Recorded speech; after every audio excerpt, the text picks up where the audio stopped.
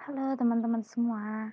Di video kali ini kita akan membahas mengenai knowledge management cycle. Nah, sebelum membahas lebih lanjut, perlu dipahami manfaat dari knowledge management bagi suatu organisasi.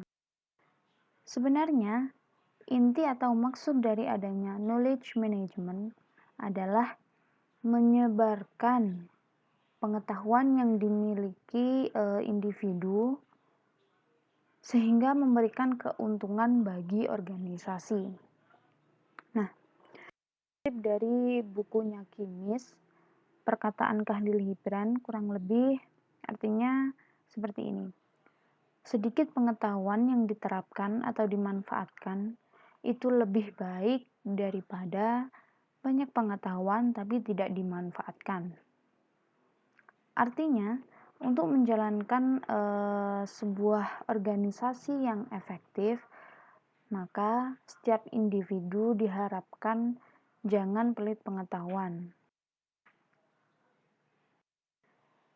Karena pengetahuan begitu berharga dan selalu bergerak dinamis, maka selalu ada siklus atau proses untuk menjadikan pengetahuan yang dimiliki individu menjadi aset yang begitu berharga bagi organisasi.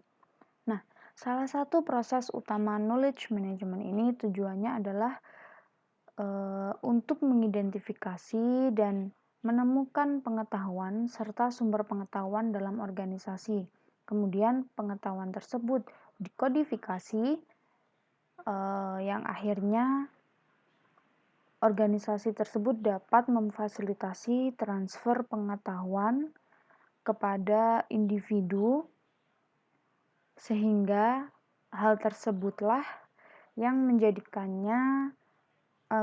pengetahuan itu sebagai aset yang berharga bagi organisasi. Kemudian bagaimana sih pendapat beberapa ahli terkait knowledge management cycle? Nah, dalam bukunya Kimis ini dijelaskan beberapa pendapat ahli mengenai knowledge management cycle, seperti pendapatnya Nichols, Wick, McElroy, dan yang lainnya. Nah, di tabel ini adalah ringkasan atau kata kunci dari pendapat beberapa ahli. Nah, secara umum di bukunya Kimis terdapat 3 tahapan besar yang harus dilalui. Yang pertama adalah tahapan capture or creation. Pengetahuan didapatkan dari berbagai sumber, bisa dari pengalaman, kemudian dari buku, jurnal, dan juga inovasi-inovasi yang dimiliki dari individu. Nah, kemudian inovasi-inovasi tersebut mau di-sharingkan nih ke individu yang lain, maka sebelum itu perlu adanya tahapan assess. Tahapan ini fungsinya adalah untuk mensortir pengetahuan yang dimiliki individu itu kira-kira valid nggak, layak nggak nih di-sharingkan.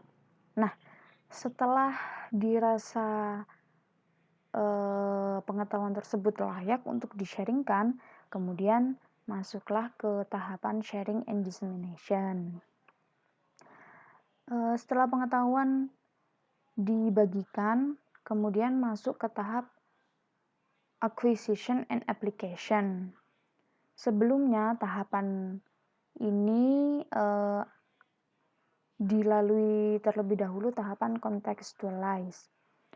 Ini fungsinya adalah untuk supaya individu itu gampang untuk memahami pengetahuan dari individu lain. Nah, kemudian Setelah paham, kemudian diterapkanlah pengetahuan yang sudah didapatkan ini. Setelah diterapkan, kok dirasa makin lama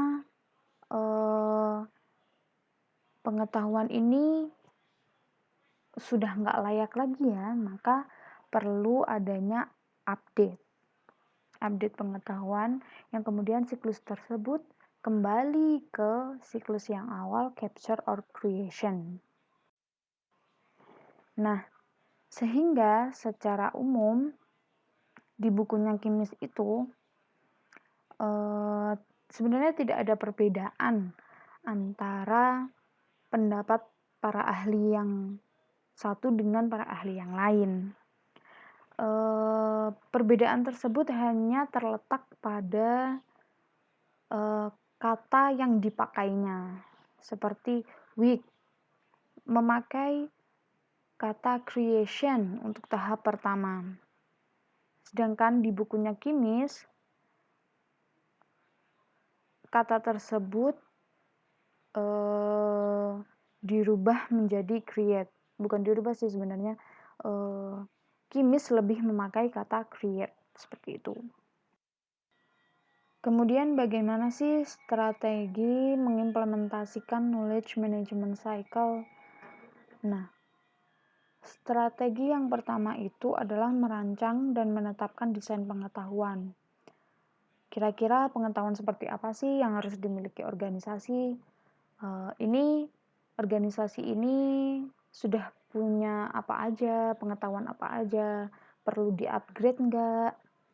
Nah, setelah desain pengetahuan itu sudah jadi, sudah matang, maka perlu adanya tim yang bertanggung jawab atau ditunjuk untuk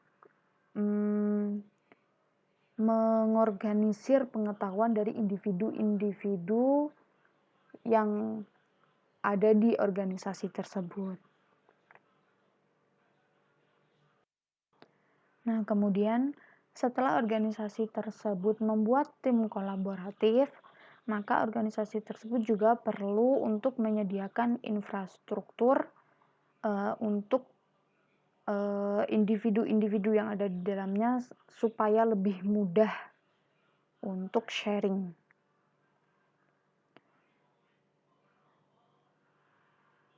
Nah, sehingga individu tersebut dapat berperan secara aktif di organisasi tersebut. Kurang lebih seperti ini prosesnya. Mengkoordinasi pengetahuan, siapa yang tahu apa, kemudian dikumpulkan menjadi satu kesatuan di repositori sehingga memudahkan untuk akses masing-masing individu. Kemudian practical considerations for managing knowledge. Dari perspektif praktis, mengelola pengetahuan membutuhkan prinsip pengorganisasian yang akan membantu mengklasifikasi berbagai jenis aktivitas dan fungsi yang diperlukan untuk menangani semua pekerjaan yang berhubungan dengan pengetahuan di dalam dan di antara organisasi.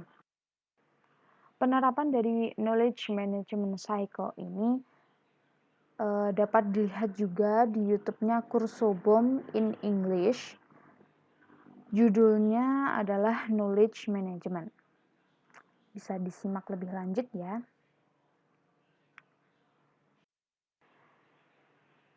Terima kasih teman-teman semua sudah menyimak video dari saya. Tetap semangat dan salam sehat.